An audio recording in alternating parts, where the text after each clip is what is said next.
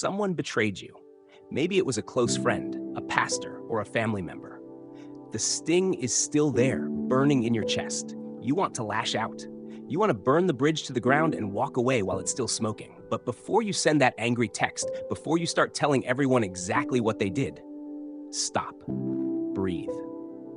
As a follower of Christ, you don't get to play by the world's rules of revenge. You're called to something much harder. You're called to peace. But let's be real. Peace doesn't mean being a doormat.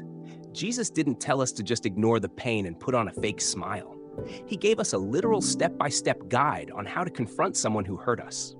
Look at Matthew chapter 18, verse 15. Jesus says, if your brother or sister sins against you, go and point out their fault, just between the two of you. Did you catch that? Alone, not on social media, not in a passive-aggressive prayer request. Just you and the person who caused the damage. Going to them alone is terrifying. Your hands will sweat and your heart will pound. But this is exactly where true healing begins. You aren't going to them to win an argument or to score points. You aren't building a case like a lawyer in a courtroom. You are going for restoration. Look at what Paul writes in Galatians chapter 6, verse 1. He says, if someone is caught in a sin, you who live by the Spirit should restore that person gently. Gently. That word is crucial. It means checking your own heart before you speak. If you march in there with a baseball bat of righteousness, ready to smash their pride, you've already lost the battle. You are fighting the flesh. You have to approach them with humility. Before you even think about moving forward, you must spend time on your knees. Ask the Holy Spirit to reveal any bitterness taking root in your own soul. Hebrews chapter 12, verse 15 warns us to see to it that no one falls short of the grace of God, and that no bitter root grows up to cause trouble and defile many. Bitterness is a poison. It will rot you from the inside out. If you try to resolve deep conflict while nursing a grudge, the poison will spill out into the room. You must forgive them in your heart first. Forgiveness doesn't mean trusting them again right away. Trust is built. Forgiveness is given freely. So clean your own house before you demand they clean theirs.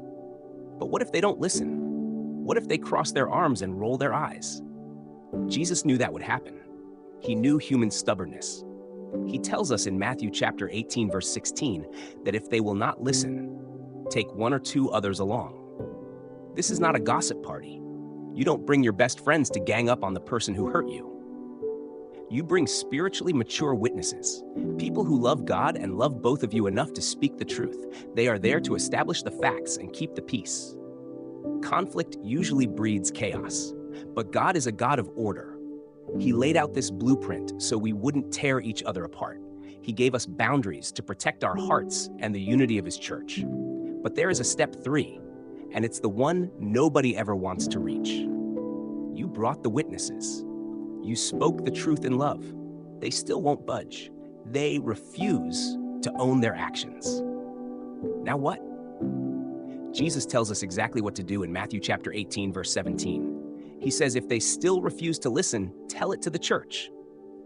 This isn't about dragging their name through the mud on a Sunday morning. It means bringing the issue to spiritual leadership. You take it to the elders, the pastors, the overseers. You ask for wise intervention. But what if they reject the leaders too? What if they harden their heart completely? Jesus gives a command that sounds incredibly harsh. He says, let them be to you as a pagan and a tax collector. It hurts to hear that. It feels like you are throwing them away. It feels like giving up. But look closer at how Jesus actually treated tax collectors. He didn't hate them. He didn't wish them harm. He ate with Matthew. He sought out Zacchaeus. Treating someone like a tax collector doesn't mean you despise them. It means the nature of your relationship changes fundamentally. The spiritual fellowship is broken. You no longer treat them as a trusted brother or sister in the inner circle. You establish a firm boundary. You step back. You stop trying to force a reconciliation that they don't want. But you never stop praying for their soul. Paul understood the painful reality of broken relationships. He writes in Romans chapter 12, verse 18, if it is possible, as far as it depends on you, live at peace with everyone. Listen to the freedom in those words. As far as it depends on you. Sometimes it doesn't depend on you anymore.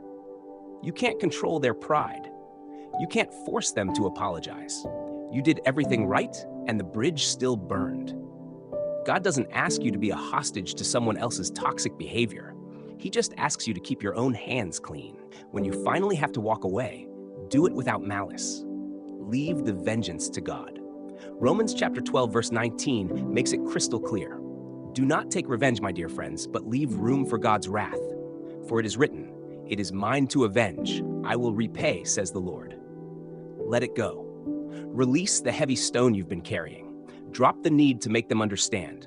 Drop the need to make them hurt the way they hurt you. You are free. You walked away. The boundary is set. You left the vengeance to God. But Jesus throws one more agonizing wrench into your plans. Matthew chapter 5, verse 44.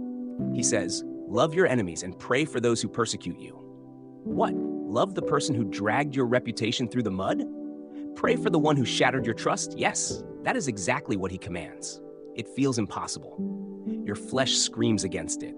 This isn't about warm and fuzzy feelings. Biblical love is an action. It means you don't sabotage their life. You don't secretly celebrate when their world falls apart. Proverbs chapter 24, verse 17 warns us, "Do not gloat when your enemy falls. When they stumble, do not let your heart rejoice." If you smile at their destruction, you are drinking the exact same poison that infected them.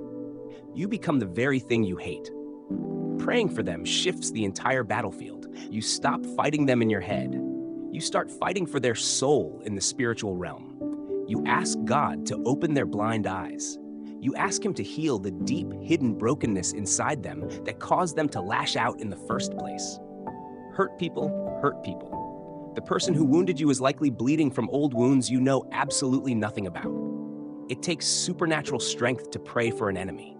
You can't do it alone. You have to lean entirely on the Holy Spirit to give you the words. And when you finally whisper a genuine prayer for their well-being, something miraculous happens inside your chest. The chains shatter. The heavy, suffocating weight of resentment lifts off your lungs. You suddenly realize the truth. Forgiveness wasn't just a gift you offered to them. It was the key to your own prison cell. You are finally free to walk in the light again. So you're finally free. You prayed for them. You let it go. But then your phone buzzes. It's a text from them. They want to talk. They say they're sorry. Instantly, your stomach ties into a knot. Do you let them back in? Do you trust them again? This is where Christians often fall into a dangerous trap. We confuse forgiveness with immediate reconciliation. Listen closely to what happens next in the very same chapter we've been studying. Right after Jesus lays out the rules for conflict, Peter walks up and asks a very human question. In Matthew chapter 18, verse 21, he says, "Lord, how many times shall I forgive my brother or sister who sins against me? Up to 7 times?" Peter thought he was being incredibly generous. The religious leaders of his day taught that you only had to forgive someone 3 times. But Jesus looks at him and drops a bombshell in verse 22. He says, "I tell you, not 7 times, but 77 times. 77 times. Jesus isn't giving us a math equation. He's destroying the very concept of keeping score. He's saying that your posture of forgiveness must be infinite. But here's the absolutely crucial distinction you must make. Forgiveness is commanded. Trust is earned. When Jesus tells you to forgive 77 times, he's telling you to keep your heart free from bitterness. He is not telling you to repeatedly hand your heart to someone who uses it as a punching bag. You can look at someone who hurt you, completely forgive them, and still say, "I love you, but you can't sit at my table right now." John the Baptist shouted at the crowds in Luke chapter 3, verse 8, "Produce fruit in keeping with repentance." True repentance isn't just a tearful apology. It is changed behavior. If they come back with a genuine apology, you forgive them immediately. But you watch their feet, not their mouth. You watch how they act over time. You give them the grace to rebuild the bridge, but you don't pretend the bridge was never burned. You require the fruit of repentance before you restore the intimacy. God wants you to have a soft heart, but He doesn't want you to have a soft head. Jesus didn't just hand us a manual for conflict and walk away. He didn't preach these rules from a safe, comfortable distance. He lived them in blood. Think about His final hours. betrayed by one of his closest friends with a kiss, denied by Peter 3 times before the rooster crowed, falsely accused by the religious leaders who were supposed to know God best, whipped, beaten, and nailed to rough wood by Roman soldiers. Every single person around him failed him, misunderstood him, or actively tried to destroy him. If anyone ever had the absolute right to call down fire from heaven and burn the bridge entirely, it was the Son of God. He could have wiped the entire Roman Empire off the map with a single whispered word. But what does he actually do? Listen to his words in Luke chapter 23, verse 34. As the soldiers are literally gambling for his clothes at the foot of the cross, Jesus looks up to heaven and says, "Father, forgive them, for they do not know what they are doing." Father, forgive them.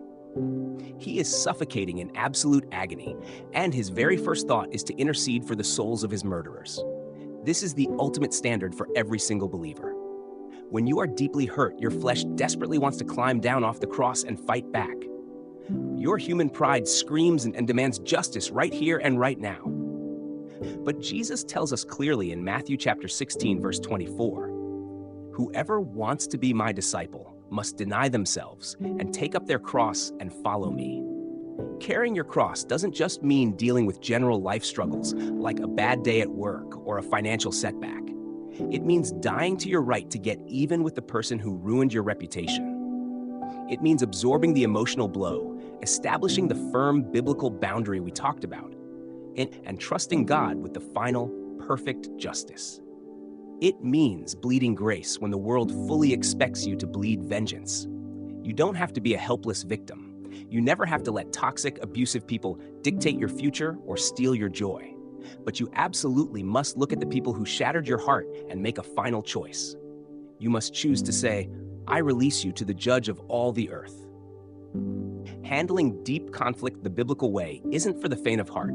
It requires a supernatural strength that you simply can't muster up on your own. It requires you to lay down your pride, pick up your cross, and walk the agonizing path of grace.